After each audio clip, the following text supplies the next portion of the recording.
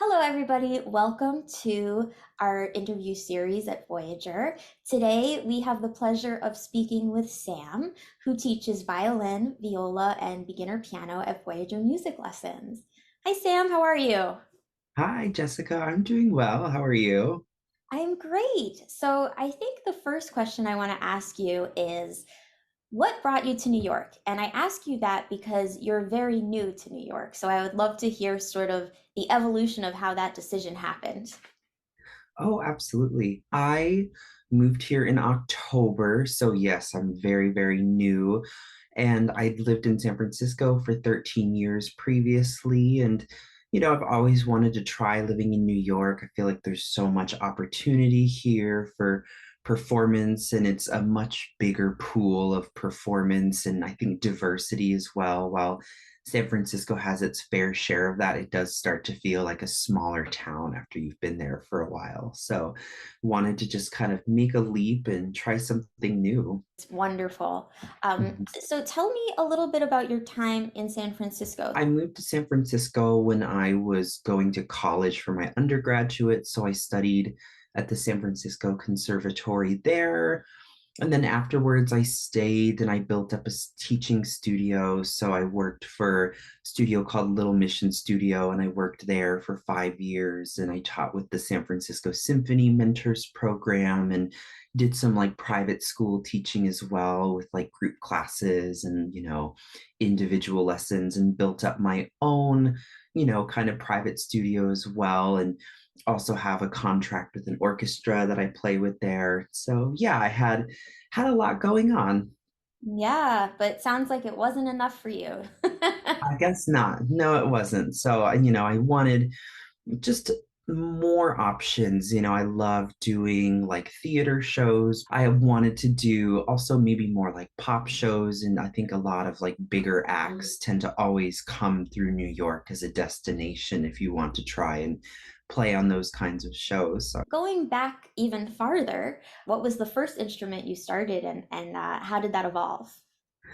I'm a little bit the opposite of some string players. A lot of violinists will start, of course, on violin and then they move to viola gradually. But I went the opposite way, where I started on viola and then gradually kind of started to really get into violin. I think when I was younger, we had a great string program in my hometown of South Dakota. Kind of fell in love with it that way and then started going to concerts and really fell in love with the sound of violin. I remember specifically, I saw way back in 2005, I saw Sarah Chang play a Prokofiev concerto, and I was like, oh, that's what I want to do. Like, she's so amazing. And it really was. I've never heard applause go on for that long. Wow.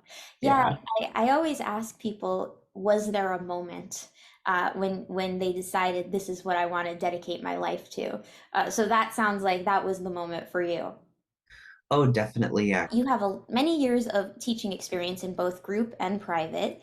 Talk about what you love about teaching. I think one of my favorite things is just like watching your students grow in a lot of ways. I had a lot of my students in San Francisco for quite a long time, and you would literally watch them grow up, and it was so interesting to see when you would get them when they're very, very young, and also just seeing how far they come. They find passion in the instrument too. I think that's very, very exciting. Like, they become very interested in one kind of composer, one kind of style of music, and then you can really lean into that with your own teaching and sort of try to give them things to help keep fueling them to like want to practice or want to pursue other kinds of music too.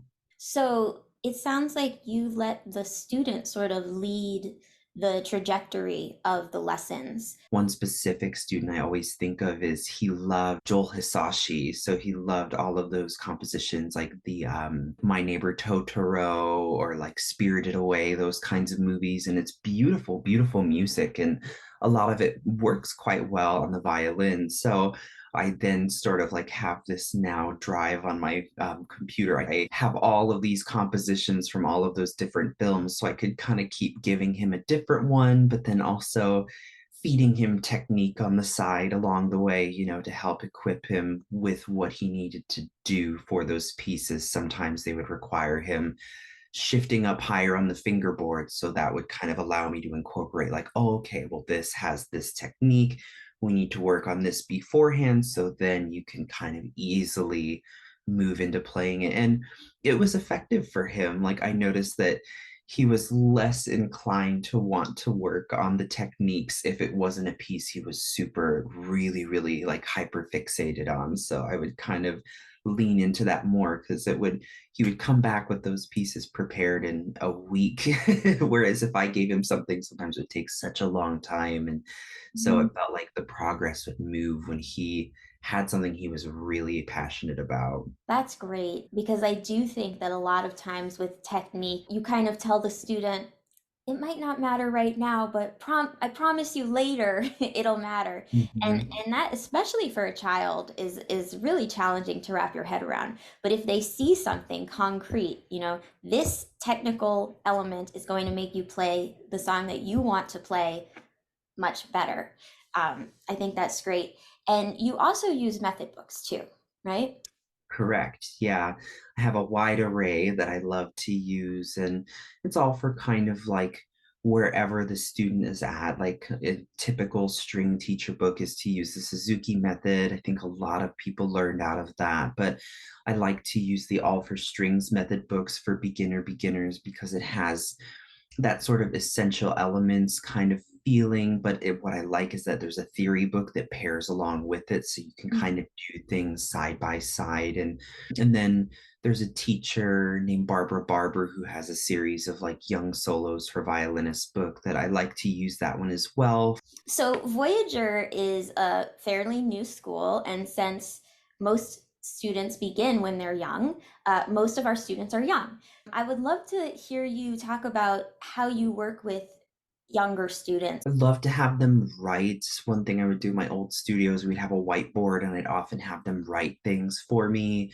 Worksheets are great. Or when it comes, posture can be the trickiest thing. And it's something you have to like focus on a lot with like beginning string students, how to hold it, where does your arm go, how to bow hold. And so I make games out of it, like doing the windshield wiper game to have them turn their bow around when they play, and doing some versions of like Simon Says. So where it's like when you're on the high string, you have to keep your elbow low. And then when I call it skyscraper versus the chicken wing, I guess. So the chicken wing is when you have your arm in lower, and then skyscraper is when you have to bring your elbow up to go to the lower string. So I'll kind of call them out and have them switch back and forth. When you have a young student, if you make a game out of it, then it becomes, more engaging for them. Starting to associate things with different like mnemonic devices, like the lower string being the grandpa string, and the like medium string being the daddy string, and A being mommy, and the top string being the baby string. And kids latch onto that stuff very, very quickly, as opposed to just trying to get them to memorize the letter name. It's like if you could say, oh, play the grandpa string, then it's like they're very quick to want to do that. And so Well, thank you so much. Sam is available and he still has a few spots available for students. If you're interested, reach out to me. And again, Sam teaches violin, viola, and beginner piano. Thanks so much, Sam. yeah, thank you so much. It was a pleasure.